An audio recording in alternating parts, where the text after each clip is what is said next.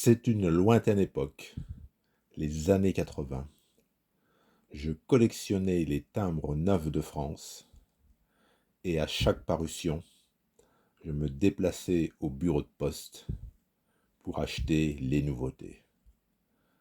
Je m'étais acheté un bel album que j'ai gardé et que je feuillette aujourd'hui après bien des années d'oubli.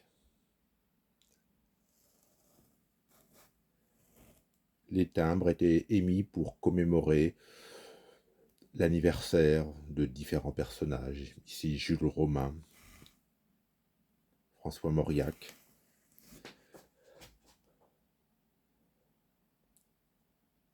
Et aussi, il y avait des timbres Europa déjà, on parlait de l'Europe.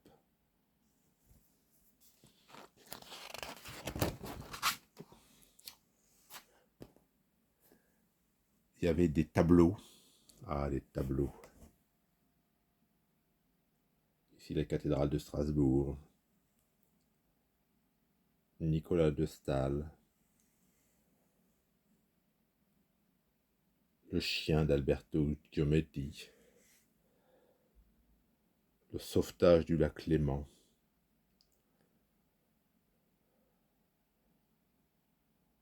L'architecture contemporaine Givors. C'est plusieurs dizaines de timbres qui étaient émis chaque année. Alors, je ne sais pas où on en est en 2024. J'ai cessé d'acheter les nouveautés au passage de l'an 2000.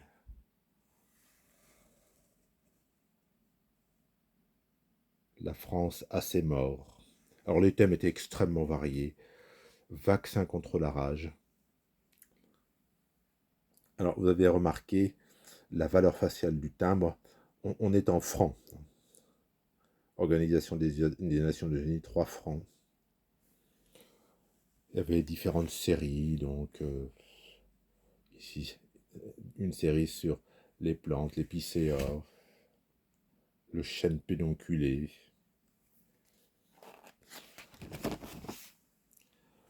Ah, c'est vrai que ça faisait des belles pages d'album, vous voyez, une page d'album.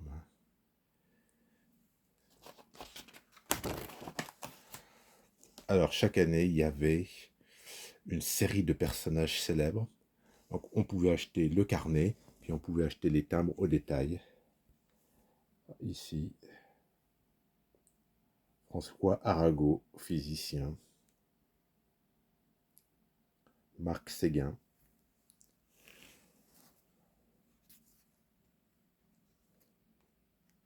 Paul Héroux. C'était vraiment, il y a plusieurs dizaines d'années, une passion pour moi. Collectionner les timbres. J'aimais vraiment ça. Puis bon, il y avait aussi un petit peu le rêve de se dire que au fil des ans, la collection prendrait de la valeur et que peut-être au soir d'une vie, ça vaudrait un petit pactole. Bon, en fait, non. Ça vaut pas du tout un petit pactole. Bon, ce sont des souvenirs. Il y a vraiment de tout. Et Nancy, la Malposte,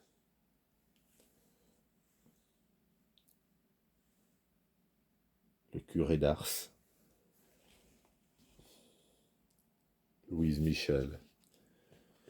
Alors quand je vois des annonces sur Le Bon Coin ou sur eBay, je vois qu'en fait le timbre ne vaut rien, quoi. Enfin, le timbre moderne, il a une valeur de souvenir, mais ça n'a pas pris de valeur en réalité. C'est vraiment un souvenir de jeunesse.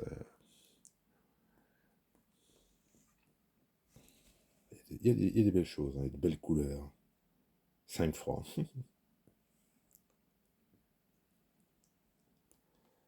Voilà. Le carnaval, carnaval Venise-Paris.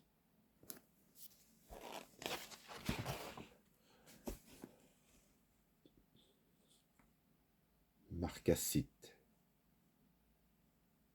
Quartz.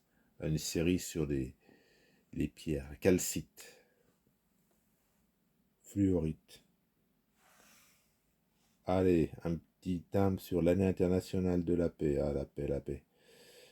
Il n'y a pas beaucoup d'années avec une paix totale sur le monde.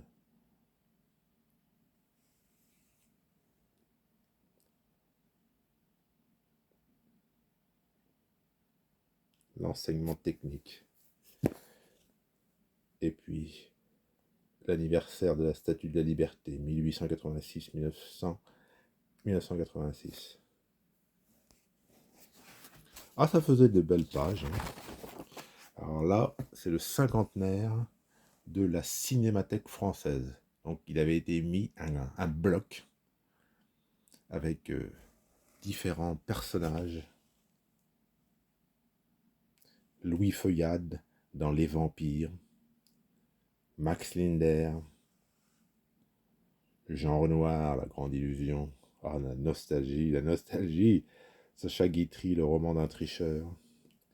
Marcel Pagnol, La femme du boulanger. René Clair, Les belles de nuit. Casque d'or. François Truffaut, L'enfant sauvage. Jean Grémillon, Gueule d'amour. Ça ne nous rajeunit pas tout ça. Bloc sorti en 1986. Il y a quasiment 40 ans. Alors voilà les timbres, un par un, que l'on vient de voir en bloc. Série Europa.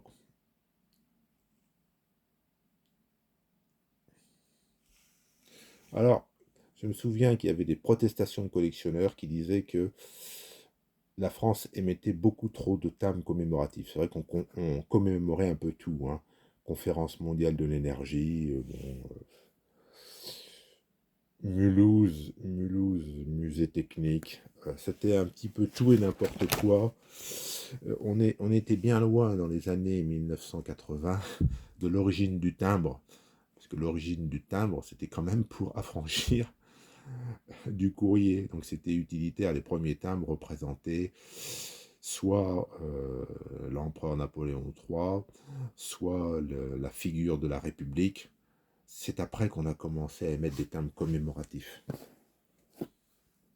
Et donc déjà dans les années 80, il y avait beaucoup de gens qui se plaignaient de ces 40 à 50 timbres différents par an, avec des tableaux.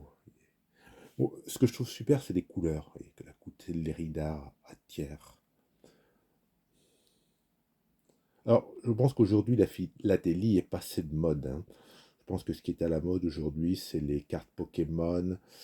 Je doute fort qu'il y ait des jeunes gens aujourd'hui qui collectionnent les timbres. Alors peut-être que je me trompe, mais j'ai vraiment l'impression que la philatélie est passée de mode.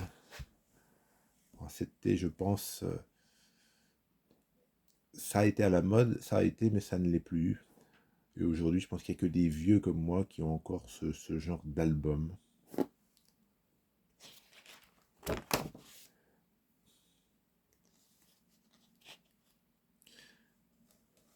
Alors, c'est un petit truc amusant.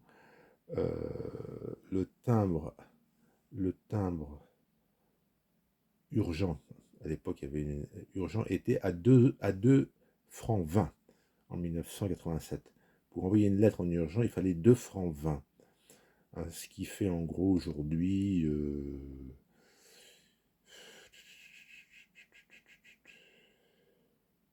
30 centimes, 35 centimes d'euros en 1980, 87, 88, 80, qu'est-ce que je dis?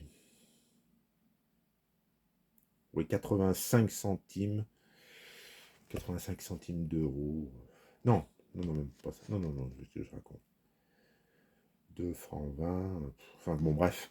On voit quand même que l'inflation a galopé, parce qu'aujourd'hui, bon, on n'en voit plus de lettres, par exemple, mais le timbre aujourd'hui, pour envoyer une lettre, je pense qu'il est à 1 euro, 1,30 €, 1,40 €, quoi. Donc, on n'est pas loin en un tout petit peu moins de 40 ans, en fait, les francs sont quasiment devenus des euros, quoi. C'est dingue, quoi. Alors qu'un franc, c'est un peu. 1 euro, c'est quand même un peu plus de 6 francs 50, hein. Donc, vous voyez, l'inflation, comme elle a galopé. Alors voilà, bon, je feuillette cet album qui dort paisiblement dans mon armoire. Alors, je craignais un petit peu l'humidité parce que, bon, il se trouve que mon album se trouve dans dans une pièce où malheureusement il y a un petit peu d'humidité, mais bon, je surveille. Ah, et là, zut, là, il y a de l'humidité qui est venue, vous voyez, ça c'est casse-pied. Alors, le timbre est fragile, ça c'est un des gros problèmes de la collection de timbres, hein. Bon, je garde tout ça en souvenir, vous voyez, bon, là, on a malheureusement de l'humidité, donc ça c'est casse-pied. Mais bon, je garde tout ça en souvenir, bon.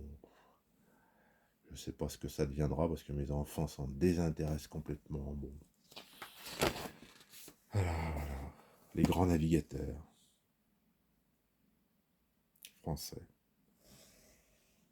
Bougainville, Suffren, La Pérouse, La Bourdonnais, Dumont-d'Urville. Oui.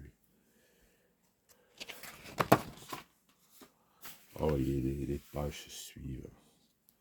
Là, on est en 88. Oui. Voilà, c'était un petit regard nostalgique sur un album de timbres. Je ne sais pas si aujourd'hui il y a encore des gens qui collectionnent les timbres.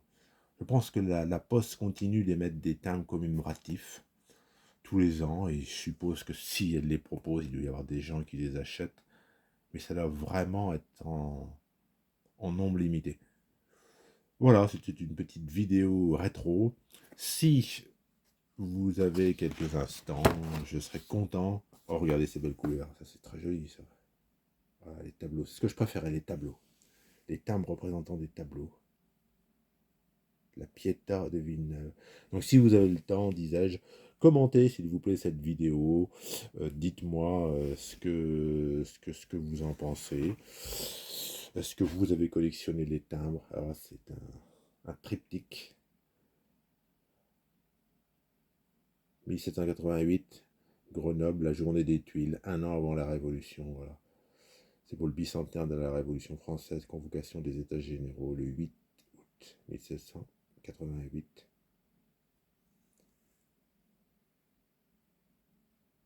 Voilà. Donc, si vous avez quelques instants, dites-moi ce que vous pensez de la collection de timbres, si vous avez collectionné, si vous en reste. Voilà. Bonne fin de journée à vous.